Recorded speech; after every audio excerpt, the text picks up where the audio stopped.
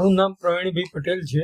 મારો ભત્રીજાને ઘણા સમયથી તકલીફ હતી, તો અમે મારા એક મિત્ર દ્વારા અમને સુરતની અંદર પીપી માળિયા સાહેબની હોસ્પિટલનો એને મને રેફરન્સ આપ્યો.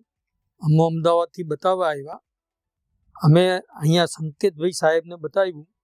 સંકેતભાઈ સાહેબે તરત જ એમના સારા રિપોર્ટો કર્યા. સ્ટાફે તરત જ અમને સહકાર આપ્યો. સિક્યુરિટીવાળાઓએ અમને સારો એવો સહકાર આપ્યો અને ભાઈને બતાવ્યું અને 2 દિવસની અંદર એને સારું થઈ ગયું. તેથી અમે પીપી માળિયા હોસ્પિટલનો ખૂબ આભાર માનીએ છીએ.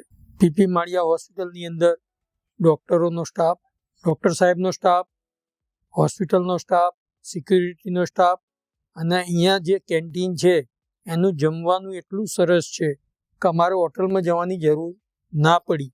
અમે 3-4 સમયે અહીંયા જમતા હતા અને બહુ જ ઘર જેવું શુદ્ધ, સાત્વિક અને ખૂબ જ સારા ભાવનું, ઓછા ભાવનું અમને મળે.